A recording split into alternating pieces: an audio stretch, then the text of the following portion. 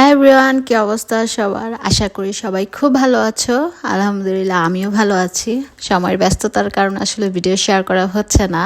তো আজকে খুব মজাদার একটি ডেজার্ট শেয়ার করবো। আমার মেয়ের খুব পছন্দ স্ট্রবেরির জেলো ডেজার্ট। প্রথমেই আমি 500 ml মিল্ক নিয়ে নিলাম, দেন 2 টেবিল স্পুন কর্নফ্লাওয়ার নিয়ে নিচ্ছি। আমি চুলার আঁচটি এখনও বন্ধ রেখেছি। সবগুলো উপকরণ দেওয়ার পর চুলার আঁচটি জ্বালিয়ে দিব। এখন 1 প্যাকেট আনফ্লেভার্ড জেলেটিন দিয়ে দিচ্ছি, অবশ্যই হালাল দেখে নিবা। দেন 1/4 কাপ চিনি নিয়ে নিলাম।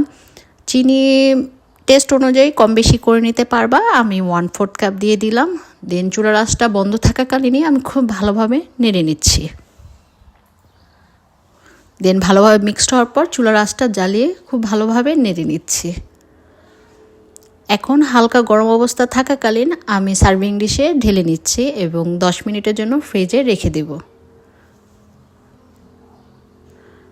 10 মিনিট পর আমি আমার স্ট্রবেরিগুলো শেপ অনুযায়ী কেটে খুব সুন্দরভাবে সাজিয়ে নিচ্ছি।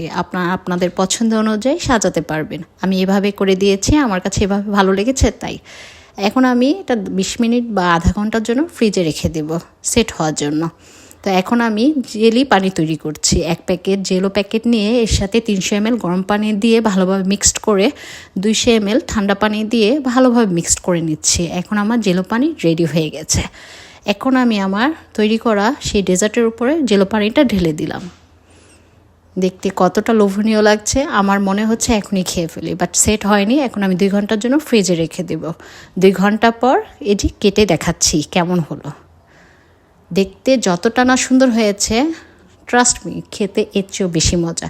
স্ট্রবেরিগুলো মিষ্টি হলে তো কথাই নেই, অবশ্যই ট্রাই করবেন স্ট্রবেরিগুলো যেন মিষ্টি হয়।